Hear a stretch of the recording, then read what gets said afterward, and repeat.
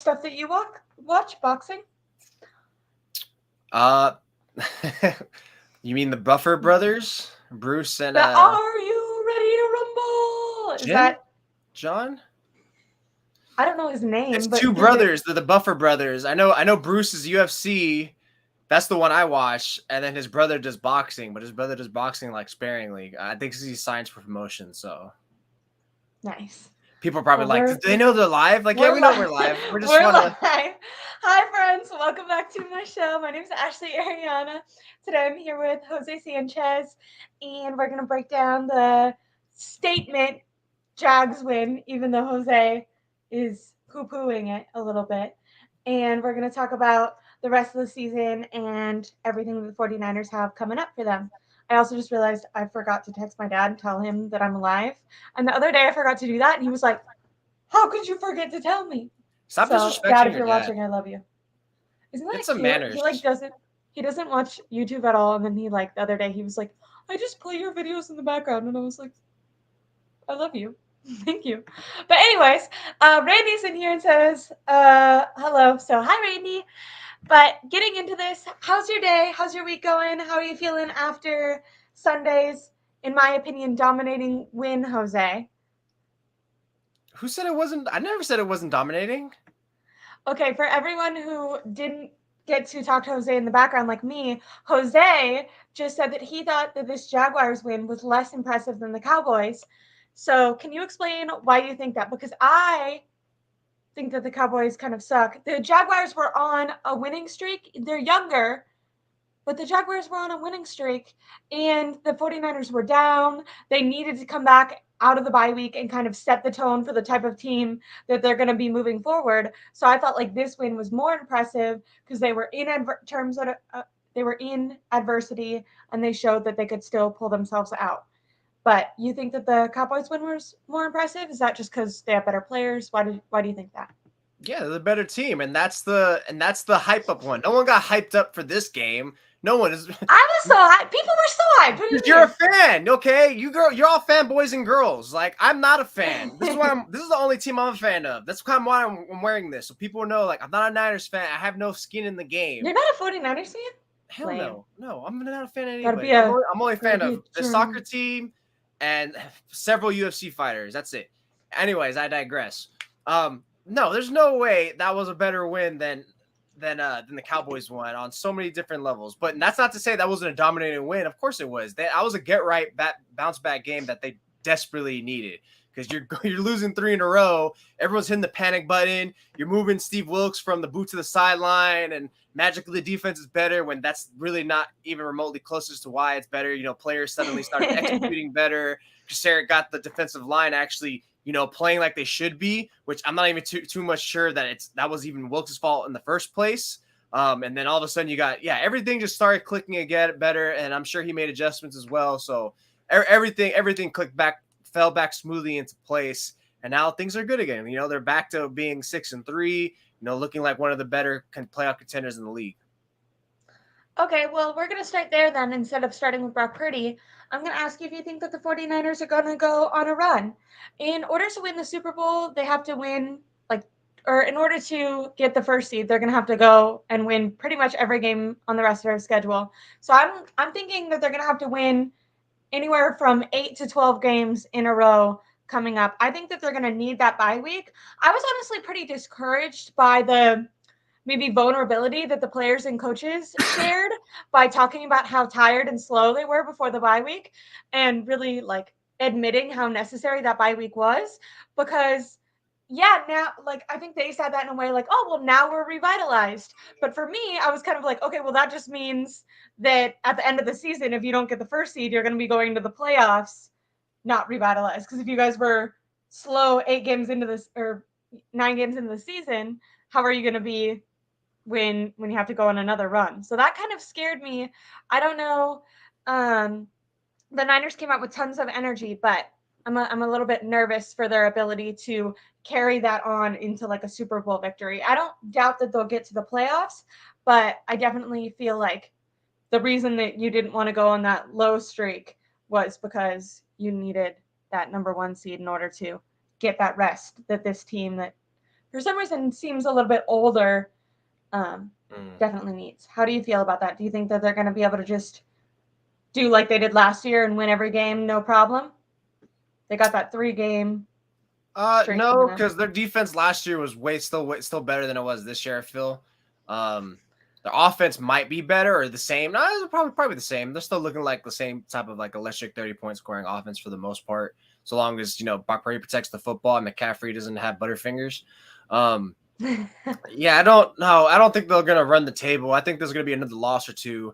I think that loss is gonna come in Philly because that's gonna be a tough one.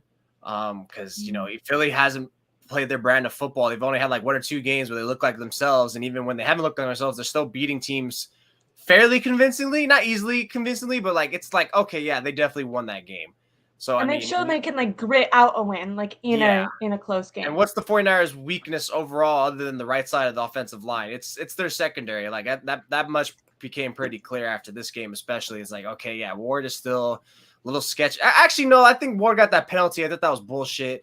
You shouldn't have called that penalty. I won't knock it on them. He actually had a fine game, but still, he's susceptible. And then Lenore, I mean, that move in the secondary was fantastic to get Isaiah Oliver off the field. I mean, who would have thought? Like, to me, it was initially like, wait, Oliver's like a roller coaster, but he's a roller coaster, but at least like he's not Ambry Thomas who's constantly getting beat. And then all of a sudden, Ambry Thomas comes in and has easily the best game of his season. Hilarious adjustment. And way better than any game that Isaiah Oliver has played this year. So it's like, you know what? It's like it's so volatile the way these corners are. One dude looked better, more liable, but now it's clear. It's like, you know what? Let's just run it with Ambry, I guess, because Oliver was not it. And I guess somehow, some way, maybe just figure out if you could. I think because the reason why you like Ambry instead is like he's only susceptible in one part of the game, the passing game, where Oliver, it's like, dude, like come up a run defense. We need so much of these other. We need so much. It's more of a critical role than people realize, that nickel spot. That's why K'Wan Williams and Jimmy Ward holding it down there for like so many years was so amazing. And now you're feeling the loss of those two players. I mean, especially Ward, since he's in the Texans. But yeah, I think it's going to be hard to envision a run there. If it's going to be a run, it's going to be the way it's going to be carrying on the offense for sure. Still, I'm gonna think that this year's team, 49ers team, the offensive strength the strength of the team is in their offense. It's not in the defense anymore. This defense will still be solid, but it's clear they're going to be a more of a bend, don't break type of defense than just like pretty much what we saw against the Jaguars. I don't think that's going to be consistently hand to hand week. I mean, they did only give up 3 points against the Jaguars, but I see. Yeah, but I think the Jags didn't test them the way. I don't think the Jags are as good as anyone thought they were. Team or not? Jags aren't that good. They're not that good. That's the that feeds back into what I was saying. Like, it wasn't that impressive of wins. They're not like, yeah, great. They were on a 6-game winning streak, but I was hosted on with a good friend of mine, Ryan Green, hosts a radio station in Jacksonville. He said, yeah, we're on a 6-game winning streak. And even he was skeptical. He's like, but I'm not a believer in this team. Like they do all this thing. I'm like, wow, really? You're that down low? And sure enough, you see it. I mean, Jaguars aren't that legit of an opponent. Not to take anything away from that win. That's a great win. That's part of why they look that way. But yeah, I just think you're going to be facing more of those stronger teams, like again, like a Philadelphia, that it's gonna really come to its head. So at that point, what's the offense going to do? How far can Brock Purdy, McCaffrey? Can you players stay healthy? How far? That was the more impressive thing I saw, is that everything was getting utilized. It wasn't just 1 or 2 players. It was like everyone. And it's like finally, and no Christian McCaffrey. We've been calling not getting ran into the ground. We've been calling for that for so long. I do think. Really quickly, do you think that they'll beat the Seahawks both times? Do you think that they'll split with the Seahawks with that 3-game? I'm hard one. I could see them splitting, but I could also see them. I could see them winning every game. I don't know. They did last year. They won 3 times. But I think it might just be like difficult travel wise and playing in Seattle on Thanksgiving. I think that's going to be a 2-game losing streak potentially. And Kyler Murray. Did they already play the Cardinals twice? Am I dumb? Because Kyler Murray's back, and he played really good on Sunday. Yeah, but Kyler Murray played really good on Sunday. Yeah, and that team has been like kind of like, I feel like even if they're not in the playoff race, I mean, their whole entire thing this year was that they're supposed to suck, but they've been playing at least for pride. So I could see them putting up a good fight. Mm-hmm. Yeah, they're scrappy. Kind of pulling like a Lions trying to keep the Packers out last year. You know what I Yeah, mean? it Like, I could can be. see Who them knows? wanting to upset the 49ers just because, whether or not. Yeah, but that in between, I think it's possible there's a 2-game losing streak there because you host Seattle, right, which should be a win, and then you go on the road a week later to play the Eagles, and then that's gonna be that game that really like wears you out the same way the Cleveland Browns games did. Now all of a sudden you're concerned that you had like, wait, aren't you gonna be tired later? That's gonna be the one that really like drains all your energy probably. Not they'll probably still be fine for a couple more games because the bye week at that point would have been like 3-4 weeks ago. But yeah, that's the one that's really gonna be a beatdown. Then you got a short week in Seattle. I mean, luckily it's in Seattle, but like West Coast wise in that sense. But that's a lot of taxing because that's gonna be something that plays more into the Seattle's hands than the 49ers. But yeah, I see like at least 1 or 2 losses coming through here for them. I kind of agree. And when we're talking about maybe going against the Seahawks, and you mentioned it with Ambry Thomas and maybe the Jaguars not being as good as we thought that they would be, when I see the success of the Ambry Thomas for Oliver move, I do have to question, is that more because they're an AFC team and they like, because they didn't really test Ambry Thomas that much. And I feel like a big part of Ambry's problem has been his like lack of confidence. And I hypothesize that if it was like the Rams or the Seahawks, they might have gone after him like right away consistently, and that could have kind of spooked him. But because the Jaguars weren't really like, they were so focused on the screen game, which I understand the pass rush kind of calls for that. But I do think that maybe a more familiar team would have tried to test Ambry more. And I do wonder, even though today that move looks like it was a really good move, I wonder if like moving forward, we might still see some struggles in that position. Do you feel like that move is just like good to go, they solved it? Or do you think there's going to be adjustments that have to be made throughout the season to kind of cover up for that weakness on this team? I think that's gonna be something that they stay on. I wouldn't even say it was the necessary. Well, I think the Jags. I think it's the case of both. Niners are that good, and the Jags were not prepared because I think I saw a clip. I think I might have just reached over it where like Fred Warner's like screaming out, "They don't know what they're doing! They don't know what they're doing!" One player Yeah, goes I like, saw that. "Yeah, we know," that. and it's like, "What the hell?" That's the funniest thing I've that. ever seen. But anyway, so I guess yeah, it was that part of that, and also that the Niners are that good. I mean, I think I mean, I personally remember Ambry Thomas getting targeted a little bit, so did Lenore, but I just think it's because the defensive line was just so disruptive, and Thomas held in coverage enough that it was like if Lawrence saw that like for a quick second and he didn't like it. So it wasn't so much that's part of why like, hey, he wasn't liability. It's because he played a good game. So you can't test someone when the coverage looks good. Like that's kind of stupid to do that. I mean, you can always try it, but then it's like when the pass rush is shooting so aggressively and disruptive, it's like I'm pretty sure Trevor Lawrence was kind of rattled to at least an extent, just like I gotta get the ball out of here, and it wasn't just clicking. Nothing was clicking for them, and that's part of the defensive front finally doing their damn job. It's like you guys are highly paid, highly invested picks, all this and that. When's it gonna happen? When's that breakout game? And sure enough, here's that breakout game because before this, like.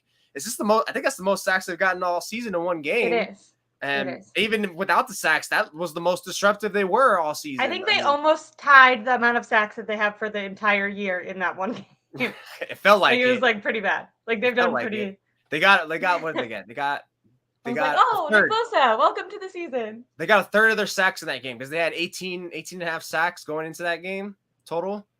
So they had 5 sacks, so they got just about a third. And Nick Bosa had, 2.5 going into the game? And then did he leave with 1.5? Second and a half, yeah. So he, got half of what he's had all year in one game.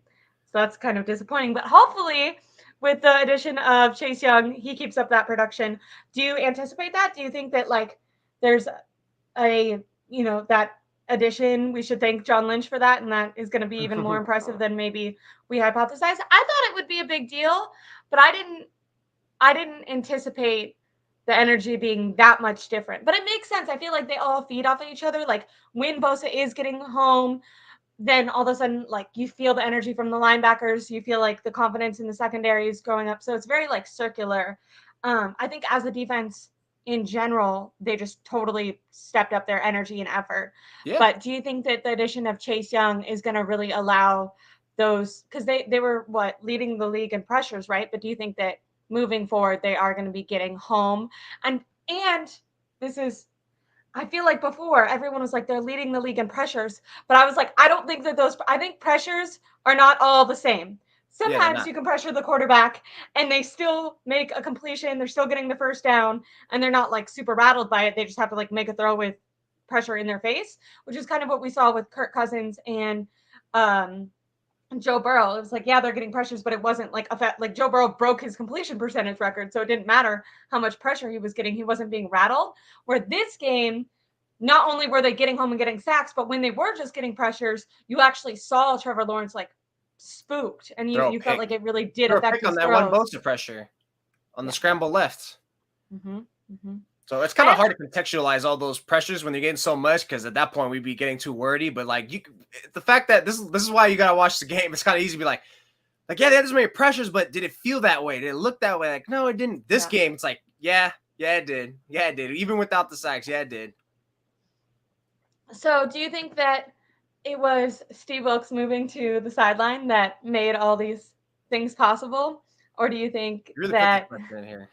I needed to just like bother you for a second. Yeah, Did you yeah, see it him? worked. It worked. They needed his amazing energy where he's giving a smile and a thumbs up. That did it all. That did it all for them.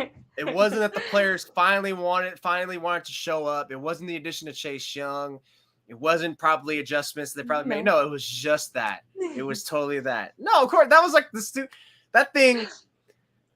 Look, I think if anything, what appeared clear to me, especially like during the lead up in this game, is how many players kept talking. Eric Armstead, Fred Warner, all these players, the way they kept talking about his change. And I'm like, yo, did these players go to the Kyle and say, like, we need this guy down there? I think they did. It's some bullshit. And I'm like, okay, so because at first I thought it was Kyle making the move. I'm like, does Kyle just want to yell at him and be like, yo, what the hell is that?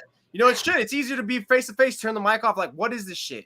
You know, do you be like that? But in this case, now I'm like, okay, now I'm like, feel very strongly that it was like the players were like probably airing some grievances out. Deshaun Gibson even said something like that. Oh yeah, what did he say? He's like, oh, it's not on Doesn't Steve matter about Wilks bad because calls. like it's our job to make bad calls look good. And I was like, oh, yeah, which probably wasn't that. I get what he's saying, but it's just like the fact that all these things are like, yeah, everything just kept talking. It just, yeah, it looked like it was more of a player thing. So it wasn't so much like, you know, again, I'm not too sure what exactly, like him being on the sideline. They all mentioned communication, and maybe that definitely played a factor into it. But to me, it's like, other than like that and like some schematic changes a little bit, I just saw a team that looked like, you know, they actually, you know, got their head out of their ass the way, you know, like it was just like, okay, no more. The missed tackles were not as abundant.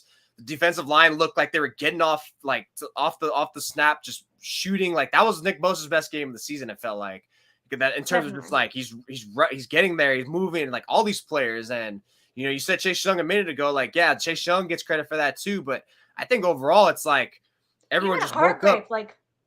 Like off the jump. Everyone just stepped up. So I'm like, does Kassera get on their lie too or something like that? Because like to me, it was like that was one thing I kept saying, like, yo, we can't be just like, yeah, Wilks. No matter what, when someone's underperforming, a coach has to get blamed for it. So of course Wilks is gonna get some blame to it. I'm never gonna say that it was his fault solely. It was one person, one coach thing. So he gets blamed for some of this, but to me, it's like, yo, why isn't like all these other players stepping up to free up Bosa? You know, like to me, it wasn't so much that Bosa was like not playing up to par. It was, where's everyone else at? You know, what can coaching do to make these guys win so much? Like, I mean, I just heard Richard Sherman talking about they were doing too many twists and stunts, so that surely played a part, which is with Wilks. But this one just looked like they just wanted it. Like it looked like the energy was like just vicious. Yeah, I feel like scheme-wise, an adjustment that they made was playing like more man coverage, not giving up the like cushion, which that always bothers me, not just for the 49ers, but whenever I'm watching a football game and the corners are like 8 yards off and they could just make a dump off passes, I'm always like, I don't understand. You're letting them walk down the field. Like, I get that the process is to like prevent a larger play, but I'm like, you're still letting them score if they get down to the field or if they get all the way down to the red zone anyways. So I do think that was like a positive adjustment, but you're right. When you were watching the game and how you were saying earlier, the eye test is so important. It didn't seem like, oh, like the adjustment is a certain player or the adjustment is a scheme change. It was like, oh, every person on this team is playing with more energy and like more viciousness and physicality, which when we're talking about identity is something that we've discussed in the winning streak and throughout all of Kyle Shanahan's tenure, is that those things were so vital to his team and his philosophy, and it was completely lost in the last couple of games. It did not. When you watch this defense, I know a lot of people are like, hey, we have to focus on the offensive side of the ball. They're only scoring 17 points, which is fair. But I think that the reason that fans were so critical of the defense isn't because like amount of points given up. It's because like when you were watching it, you're like, this is not the defense that we have become accustomed to watching under the 49ers. And then on Sunday against the Jaguars, you're like, oh, okay, these are the guys. This is the team. So I definitely feel like that energy and focus was just extremely important. I want to side note, because we're kind of talking about him, and I think it could be fun for a second. Comparing Brock Purdy to Trevor Lawrence, I was unimpressed with Trevor Lawrence, but maybe it had more to do with the 49ers kind of dominating in the trenches. Put Brock Purdy in that offense. I bet you he'd look almost the same. I don't know, Trevor Lawrence. I was like unimpressed. Yeah, he was getting pressure like 70% of the game. No running game either. Making a little banner for him. T-Law. I was not impressed. That's my name now. I was unimpressed by him. You just thought it was an offensive line problem? I just thought like the Niners just whooped his ass. It was that simple as that. He was so through that many interceptions and like didn't get rid of the ball. Like he did not look impressive. All the quarterbacks from that class are like low key disappointing. I feel like Trevor Lawrence was the best, and he's not even. They were talking about him like he was going to be Joe Burrow, Josh Allen mix. Yeah, that shine is definitely not there for him right now. And he hasn't had a great season either. But no, yeah, like that one, like we're going against that defense. That was just that performance was like I just feel like it needs to be more highlighted on that defense. You know, kind of the same way, like, yeah, Purdy played miserably too, but like credit to like Cleveland's defense too when he played in that loss. So it would have been like the same thing. I kind of put like in hand. Like that was what Lawrence looked like a little bit. That's probably what Purdy would have looked like. This guy Randy said Trevor stats are duty, and Prince is putrid when pressured. I think he's calling him Prince because that's what is it, is it Nick Wagner? Who's the guy? Prince? Do you know who I'm talking about? The Nick Wright. He calls Trevor Lawrence. Well, I don't pay attention to any of those national guys ever. I don't usually either. I like Nick Wright. I think he can be entertaining. I think he can be good. I don't watch, like, I don't have mainstream like cable, but I see some of his clips sometimes. I think he was one of the main guys who was critical of some of the 49ers like adjustments, even when they were on their more winning streak, which I thought was important. But okay, we talked about the 49ers adjustments on defense. What about offense? Kyle Shanahan finally listening to what everyone has been saying for literally over a year now. So I don't know how much credit we should give him, because I feel like these were really basic. Like, people are like, he went into the war room over the bye week. He really sat down, put his brain to it, and figured it out. And it's like, I don't know if we should give him that much credit for being like, hey, I have 7 all-pro players. Maybe I should pass the ball to one of them. Like, I don't know. So do you think moving forward, Kyle Shanahan is going to continue to just play the hot hand, ride Christian McCaffrey? Or do you think that this game maybe showed him, hey, we can give the ball to our other playmakers, and it is a good idea to give these guys chances? I thought the addition of having Trent Williams back really allowed the run game to open up, and Deebo Samuel, even when he wasn't being utilized, like in the pass game, helped open up other players. I loved getting George Kittle and Brandon Ayuk involved more. I think it is criminal that they don't have, like, the 49ers need to pass more. That should be an adjustment for their offense. They need to be less of a running team, more of a passing team with the amount of good players that they or good playmakers that they have on this team. And I think that they kind of did that in this Jags game. Do you think that that's an adjustment they're going to carry on?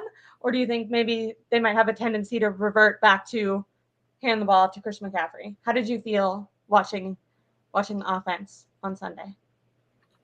Yeah, that it was actually like balanced as hell, and that it was like, wow, you actually know that you have all this talent. Like that's the thing that always like annoys me. Even when Deebo Samuel was out, it's like, wait, how is it every year? Everyone always talks about this team's loaded, all this talent, and as soon as one of them's out, like, well, this player is out. Like, no. You cannot use that excuse. George Kittle got 2 targets. You can the game that Deebo Samuel went out. That makes me.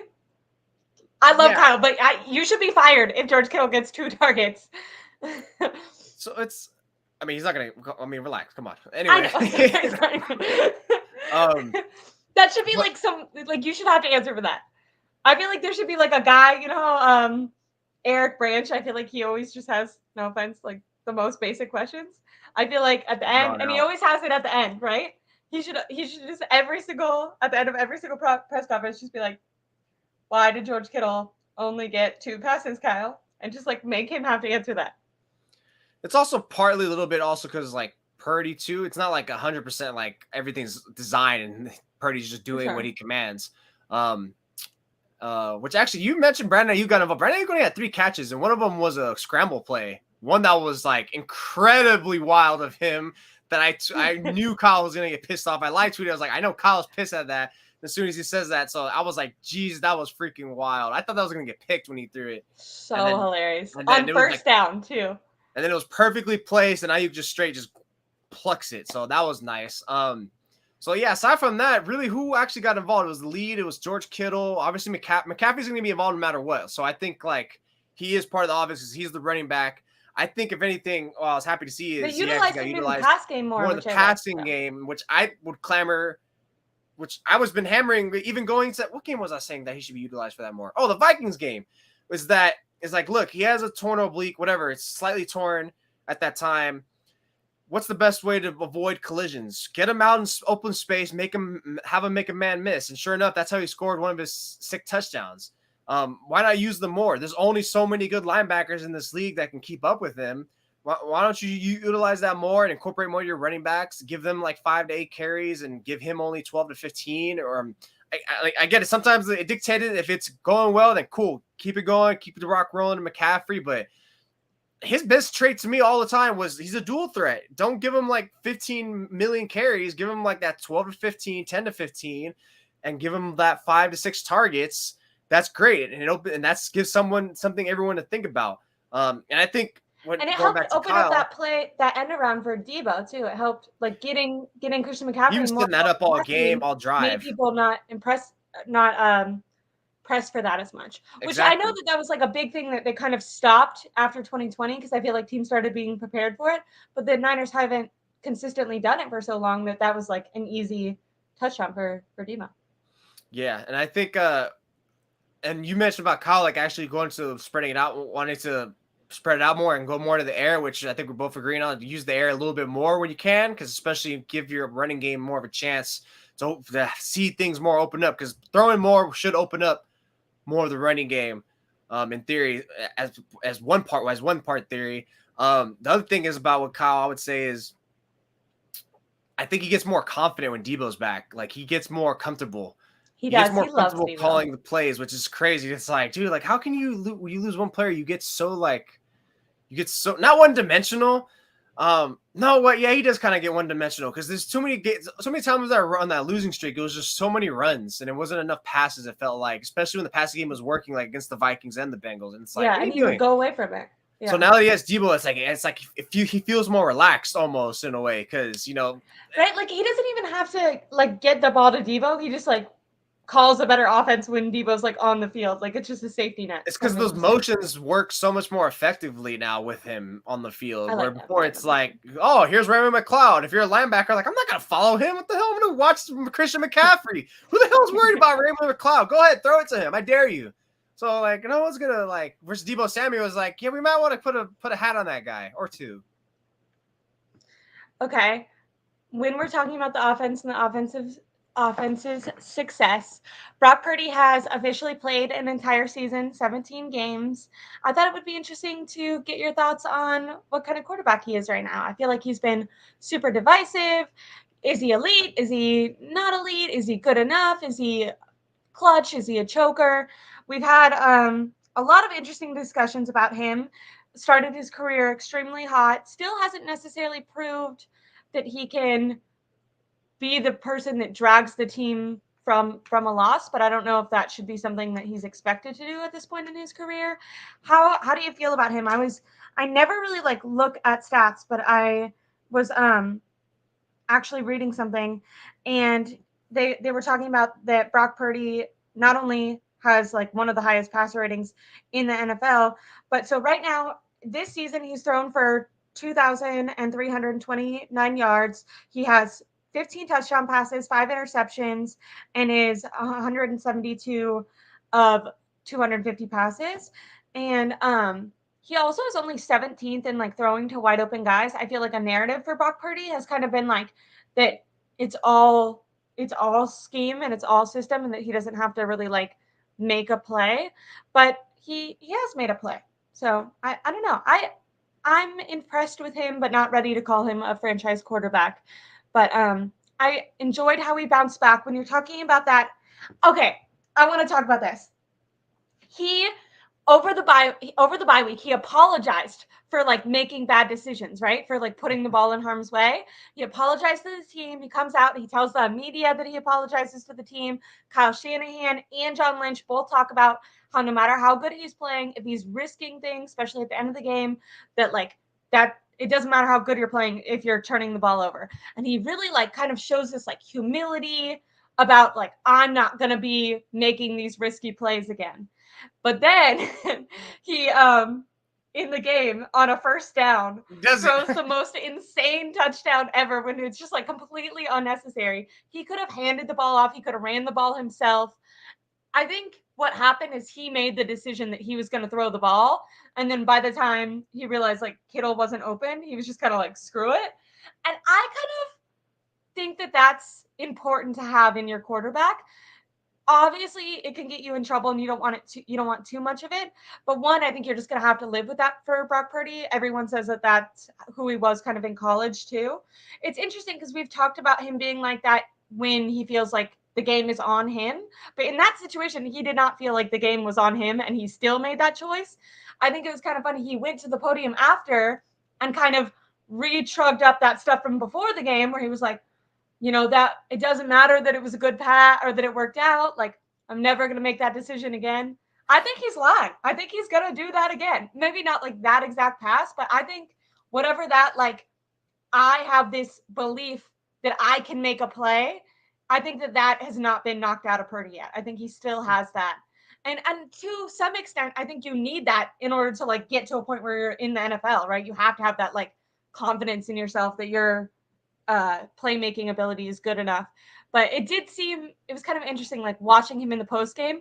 He like had that humility and humbleness, but I feel like in his head he was like, yeah, like motherfuckers, like I did that. Like that worked out, didn't it? Like, oh, was that risky? Did it give you a touchdown? Yeah, it did. I don't know. How do you feel about Brock Purdy, attitude wise, play wise, for the future of this franchise, for the future of just this year? Is he going to be able to win a Super Bowl if they're down in the fourth quarter? Dun dun dun.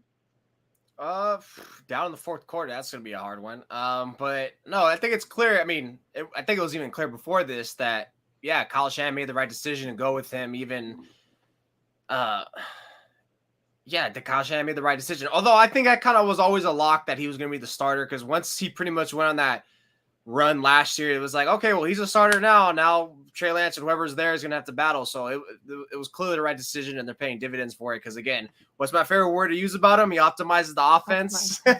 Everyone gets to lift their ceiling up a little bit more. You get more bang for your buck from your star players. But yeah, this season he hasn't been even after they lost to the Bengals. That I'm saying like against the Bengals and the Vikings, he actually didn't really have a bad game. They were good games, but it's because of those crucial picks that he threw on back-to-back possessions late in the game that like, and like you said on the like you said, pretty much summarizing what John Lynch and Kyle Shanahan says. It doesn't matter how good you're playing. Those turn like, and that's what I said even before them. It's like it offsets everything you do. So everyone coming into defense like, well, where's all these? Like no, shut up. It doesn't matter what you did first, second, and third quarter. When the game is close or you're trailing, even if it's a 1-score lead you have, you turn over you turn over the ball multiple times like that. That's horrendous. That derails you and that deflates you. You know, so and even if that doesn't deflate you, that still puts you like in a tougher battle than you need to be. So that's why like I still will say the Cleveland Brown game is his worst game because he was airmailing play. He was missing, and then he had an egregious pick that was in the middle of a game. So ultimately he's had a fine season. He's had a fairly excellent season, I might say, and he's playing damn well good right now. And it's like, how much could it be because of him? You know, when you're playing with so many studs. But like you said, like he's only like middle of the pack of like players who are throwing to wide open receivers and such. So yeah, it's a mixed boat where it's like the scheme, and then he's throwing these plays like, because obviously when that touchdown play to Kittle, like that wasn't schemed open. Like that fool threw a dot. He threaded that needle. That was a beautiful dot to Kittle. That was probably his best throw, at least this year. The Ayuk one over Patrick Peterson was probably better. True. But still, they all. So he's had several like elite throws. So he's not an elite player by any measure. We gotta wait another year for that. That's something that has to transgress into next year, and we start talking about if he still looks this good or ideally a little better. But the point is, like, who cares if he's elite? He just needs to be good. That's the point. Like, look, even Garoppolo was average to good most of the time, and they were fine on offense for the most part. But now that you have a guy who has his own skill set in terms of like he can move and scramble a little bit and take off if he needs to, or can make your players play backyard football. And then it's kind of crazy too that like how he doesn't have an arm, but then he does have an arm to throw it. Because that play to Kittle was essentially was a deep pass play. That was pretty brilliant. So he's just pretty good, like 20 to 25 yards down the field. Like he's not going to like give you like a 40-yard pass down the field, but he's definitely like not terrible in those like intermediate to like semi-long plays. Like he has a good enough arm to keep the defense honest. If you're throwing 40 yards, either you scrambled out of it or you have offensive line that's holding up for long, which the 49ers offensive line is not good enough to hold up for someone to develop that far, and you just throw a 40-yard bomb like that. I was just thinking of Josh Allen, to be honest, from yesterday. Not that he's a great example right now, because he's definitely putting the ball. Talk about someone who's giving it and then taking it away. Yeah, well, that's an example of plenty of things. I heard Ken Dorsey, the guy that everyone was saying should like be a head coach. I honestly don't remember that. People saying that last year, or that's something Grant created. That was such a thing. That was a huge narrative. I don't even think Grant said that. Did Grant say that? Yeah, he did.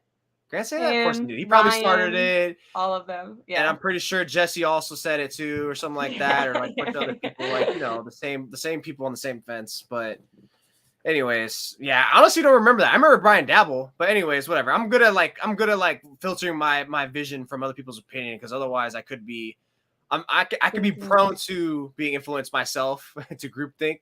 Peer pressure? Wow, Jose. It's not peer pressure. It's groupthink. It's like you hear it enough. It's like, you know what? Maybe it is right. You know, same thing where it's like, hey, this song sucks. Maybe the song actually is good. Although that'll never happen with me for Drake. That's how I feel about you and your little Drake slander, to be honest. I can listen to it 100 times. I'll never like it. But no, yeah, Brock Purdy. Did you see that the Broncos were playing Best I Ever Had in their locker room?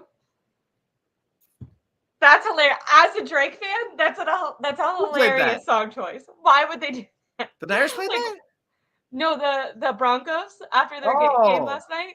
I think Sean Payton likes Drake. FaceTiming and like not FaceTiming, but live streaming for Instagram, and in the background it was just like, you do the best. You do the best. Best I ever had. That's the worst song. I was like, I feel that as like a song in my soul. But maybe like weird timing for them, you know? But they can't play Future, so they got to like figure something out. Oh, yeah, that's right. They can't play. That's a little funny. But no, they're in a good spot with Purdy. Just keep the turnovers down in the late game part. And I guess really the only other part is I think forever is going to be the question mark going forward. Is what happens when the game is tight and late in the game? Does he fold? Does he try to like do too much? Does he have a brain fart? because people have kind of I've seen like, oh, he's playing hero ball to his picks, and I'm like, is it hero ball? Or is he just being like, or is it just like a bad mistake? Like I couldn't tell because it's not like he's trying to make a big Well, play. he does make some like erratic, even with how good he did, and he did play good on Sunday, but like that intentional grounding penalty he had, that is something that he consistently does. He will not just take a sack and go down. He has to throw that ball even if there's nowhere he's throwing it to. And every time I'm like, can you please not do that? It's either going to get you a penalty or someday it's going to get you a turnover or maybe even a pick six. Because if there was a Jags player there, he could have picked that up and ran to the back because there was no one that was going to stop him. So. Yeah, so those are the mistakes you try to live with, and that's again why you have all this talent around you that hold it. And then if he does turn it over, well, the defense, do your job that we pay you for, and limit the damage. So that's what they're built for. That's part of why it's like it really was also an exclamation point of the defensive failures. And I wouldn't even say failure. It was like I always say the defensive woes. Like it was a decline. It wasn't the defense we're used to seeing. Even though like outside of the Bengals game, they only allowed 19 and 22 points essentially. Like when you're an electric offense like the 49ers, you should be able to beat that. But, again, that's why it was everything. It literally was everything. In this game, you had everyone and everything playing up to speed and up to par like they should be, which is at an elite level. Really quickly, before we move on to our last topic, I wanted to address Joey Moroz. I can't pronounce anything ever. Moreno. There we go. He said, I partially blame Kittle for that play, and he's talking about that first kind of erratic touchdown to Brandon Ayuk. And I did hear Brock Purdy kind of talk about that, and he did say he was originally trying to throw it to Kittle. And Kittle stopped running on his route. Yeah, well, I think there was a reason he did that. He said that Brock Purdy said, like, he kind of tried to get the defender to run right, so he kind of nodded, like, oh, I'm going to go right. But in Purdy's brain, he was thinking, like, him and Kittle were on the same page, and Kittle would actually go left and kind of juke out the defender. But because they're not super in sync yet. No, that was stupid. All that excuse is stupid to me. Keep running your route, and he'll throw it to the back corner. It's right there. Like, that makes no sense to me. That makes no sense to me at all. Why would he stop it right there when he has, like, a solid, 5 to 8 yards of end zone? This is why we need you in the press room, because you could have just mid him giving this explanation. You could have been like, wrong. No, I wouldn't explain say that. again. Rephrase it a different way. he's trying to defend his guy, like, no duh, like, it's obvious, but I don't care what they say. To me, it's like, dude, this is basic receiver 101. That's like, finish your goddamn route. Like, you don't juke all of a sudden when you have like a good 10 more yards to keep running. Because if he kept going for another 2 yards, Purdy, that's probably enough window for Purdy to be like, oh, I see it. Throws it to the sideline, make Kittle catch it right there. Because there was a nice zone to throw it at, but Kittle stopped. So it's like, well, where am I going to throw it to? Have him be Stretchy Armstrong and reach his arms 10 yards towards the sideline and try to catch it that way? Because that was the only other way. So yeah, in a way, even though it was kind of a wild play from Purdy, it's like that was started because Kittle didn't want to keep running on his crossing route that he was doing. I don't know what he stopped it. Not unless it was designed for him to go and sit. But I don't know what kind of route does that to go and sit right there in the end zone. It makes more sense, especially the way the play looked. That it's like, no, you keep going because you have a trailing defender. Why would you stop? Yeah, I agree. I feel like you made a good point, but when I was taking Brock Purdy at his word, I was kind of thinking it is important to remember when we're assessing Brock Purdy and the flow of this offensive system. He hasn't really had an offseason to jive with these players yet. So when Brock Purdy said, hey, I tried to tell Kittle to go right by telling him to go left, I thought we were in sync. That kind of made me think, okay, the longer that they play together, the more they're gonna feel that out. And it's kind of interesting, maybe they could get even better. When we were talking about the Brandon Ayuk Purdy connection, he can evolve those connections with his other playmakers too. So I was thinking of it as a positive sign, but I also see that description from Purdy lets me know that he wanted him to keep finishing his route. The fact that you said, oh, go right to go left, meaning finish your damn route. Why were you being so lazy? I don't what. I remember watching it on the first replay. I'm like, okay, why did he go balls to the wall? Screw it. Ayuk's down there somewhere. And I'm like, wait, unless I'm really inept in football tactics from playing time, but I'm pretty sure Kittle should have kept running when I saw like when it shows like the overhang view on that replay. So I was so confused. So I think the fact that Purdy explained that was pretty much like, yeah, you're supposed to keep going, bro. Like, what the hell are you doing? And I don't buy into the whole in sync thing because he gave them all those touchdowns last year and they're perfectly in sync then. So I don't need that offseason in sync thing. That's no, like none of that matters. This is week 11, week 10 now. Like, no, by this time it needs to be developed. None of that works now. That works. I like that all of my credit that I'm trying to give him, you're just immediately poo-pooing. No, yeah. I think that's weak. Don't no. Kittle. Do you really quick? Do you know what spot we're on in the waiver list for He Jack got picked Jones? up already by the Raiders. Oh, but that's so dumb because he has a gun charge. Also, speaking of the Raiders, this is so unimportant, and it's very possible that 0 people in the chat are going to understand this reference. But they just released Isaac Rochelle, who, if you don't know who that is, him and his wife make little TikToks, and she's pregnant, and they're so cute. And he's like so supportive and they're so nice. And he makes TikToks about like being in the NFL and loving his wife and shit. It's super cute. And like he's been like released and picked up by all these teams. He was on the Colts. I've just followed along with his whole little NFL journey. And I'm so upset that they released him. Well, maybe he should be on the field instead of making TikToks. Yeah, he's definitely not. He's not like got his mind in the wrong spot. And then I feel like this was an important comment just for you. I don't even know if you get the reference at this point because you're such a hater. Yeah, we don't even have to touch on it. And then Randy said everyone learned something, even though I think what he means is even though we won, and they did make some mistakes. It's a great scenario, and that's true. You'd love to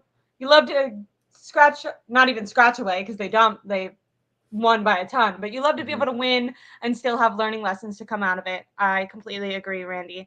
And then really quick, Kevin says that he loves it when he tries to get the ball off. I don't agree. I think it'd be really bad because like he's not doing this just on like 3rd and 4th down situations where like they would have to punt the ball anyways. He's like doing it on like 1st and 2nd down where if he just took a sack, they'd have another opportunity to get the ball off. So I disagree, Kevin. I think that he needs to be a little bit smarter in those depends where it's at, but no, it's because intentional ground and pound is one of those like 10 yards, right? Yeah. And he's usually not, I mean, sacks, yeah, you're going to add on more yards. Yeah, don't do it. Yeah, I agree. And then John said crazy that was Trevor Lawrence's first pick. Purdy, the last, if you look at their stats, you think that yesterday's game was the opposite? Can you read that and make it make sense to me? He says if you swap their stats, Purdy would look like the first overall pick, while Lawrence would be the Mr. Irrelevant. That was what I was trying to say earlier, John, when I was trying to get Jose to trash Trevor Lawrence with me and compare Trevor Lawrence and Brock Purdy. But he didn't have a good game, but it's like it just because of their offensive line.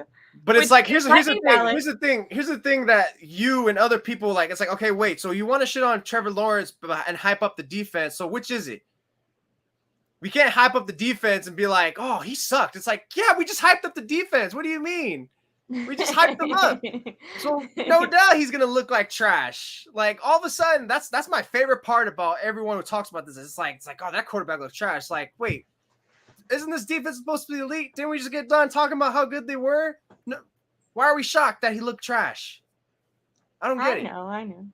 I know. But I thought John's comment was interesting, and that's how I felt too. I think Trevor Lawrence has looked, even not just against the 49ers. I think he's just looked like he I don't know, maybe didn't live up to the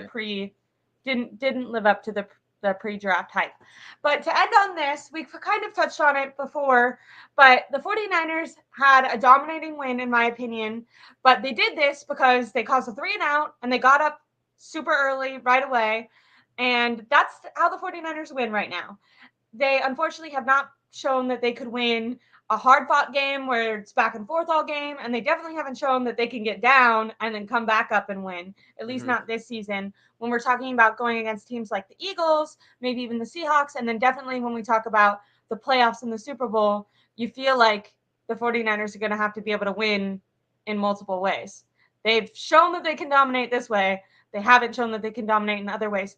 Are you still worried about the 49ers in these different game situations, would you have felt more promise if the 49ers would have kind of gone down in the wire with Jacksonville and pulled it out? Or are you glad that against maybe a weaker opponent, they did show their dominance, but you just hope that you can see them kind of grit it out maybe in a future game? How are you feeling about the 49ers and the... Yeah, it's actually a good one.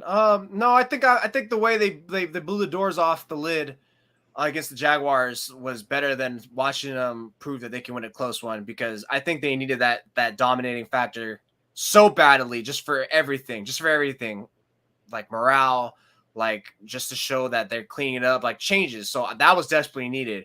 Now down the line, then yeah, we would like to.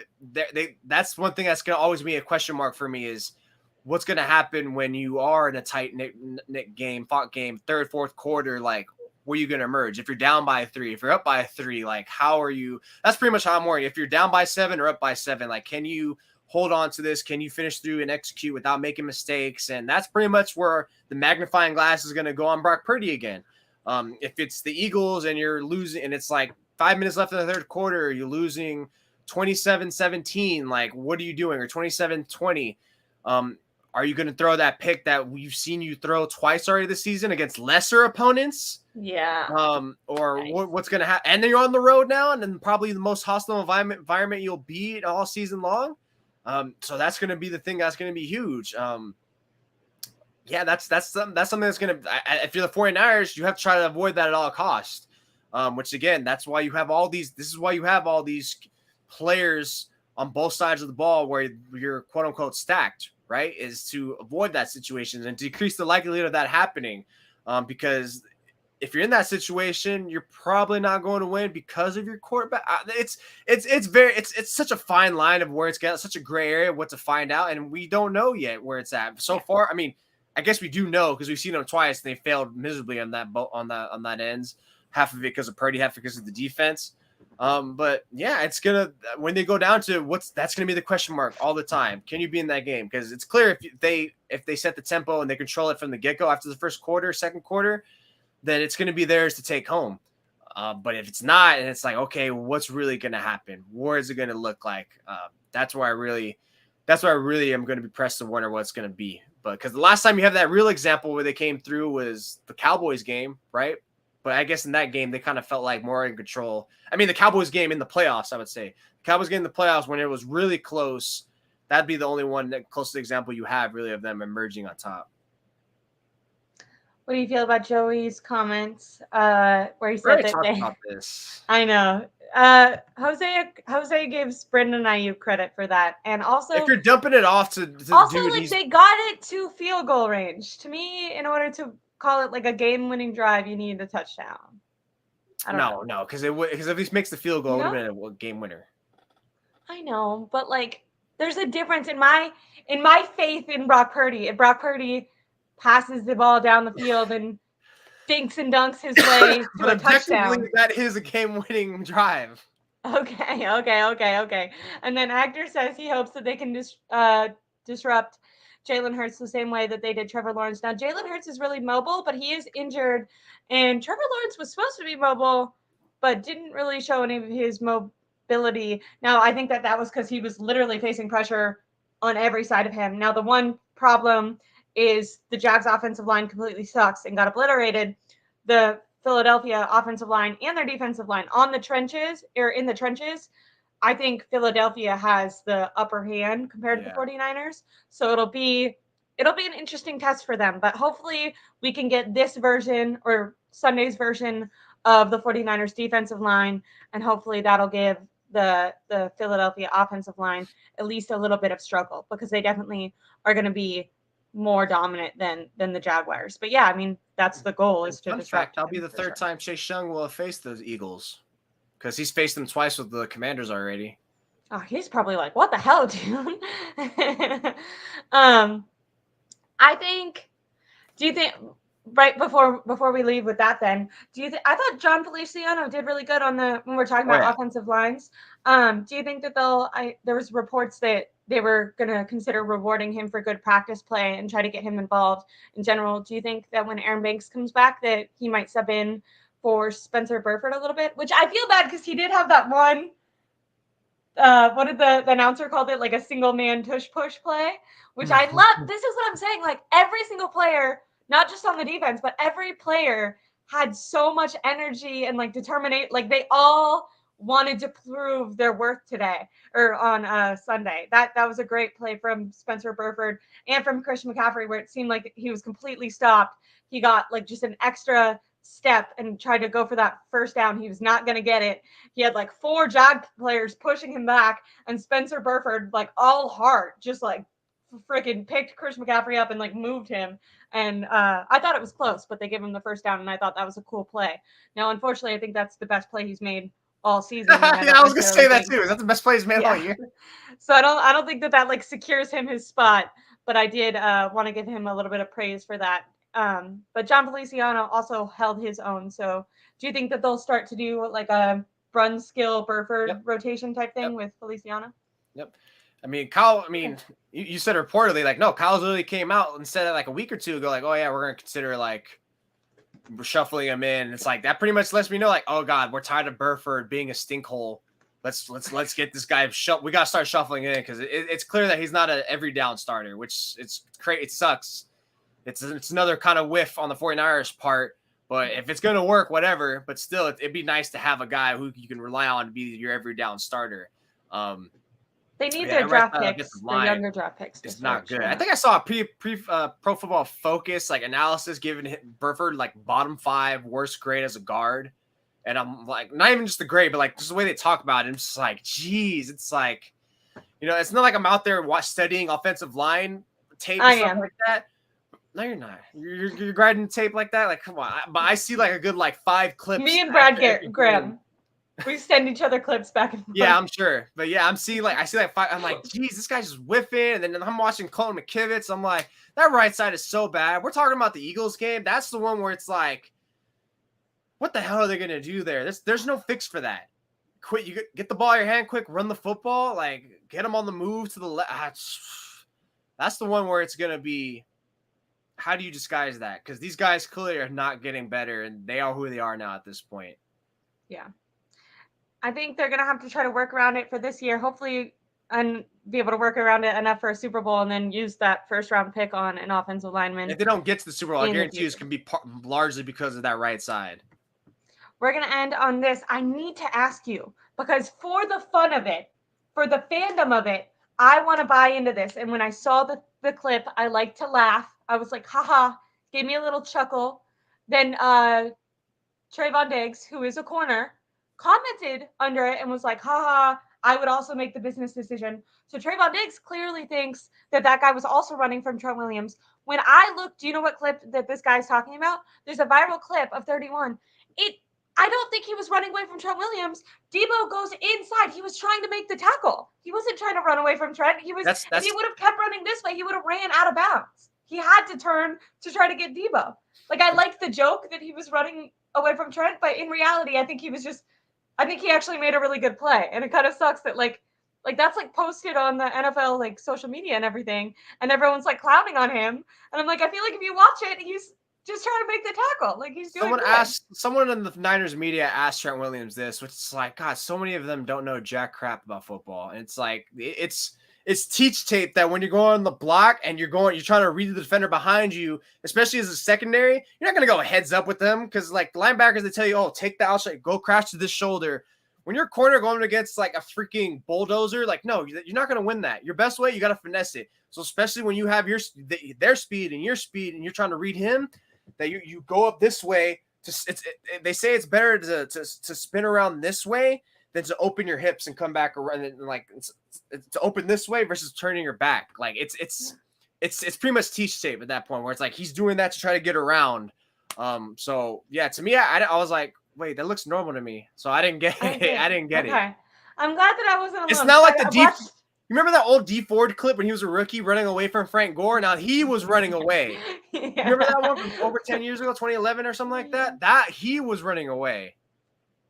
I agree. Okay, well, this is a really fun show. I'm glad that we got to end it on that, because I love like buying into the more fan side of things and getting to make fun of things, but I just could not like every time I watch that clip, and I tried to watch it like multiple times, but I was like, he's just making a good play. But I was confused because even Trayvon Diggs was like in the comments, like, haha, yeah, he sucks. And I'm like, wouldn't you know? He doesn't know like, because he doesn't tackle. All he knows is how to cover. And he doesn't do that consistently. Shots fired at Trayvon Diggs. He doesn't know how to come up like that. Everyone, make sure to like and subscribe to this channel. Tune in. I'm gonna have a show with Marco either tomorrow or on Thursday. I was so happy to be back with Jose this time talking about a victory, even though he's a sourpuss and wanted to just crush every positive thing I had to say. Why? Because I said it wasn't a better win than the Cowboys ones? Make sure to follow Jose on Twitter and read his articles on SI.com. He's been putting out a billion a day, and they're always really insightful and interesting.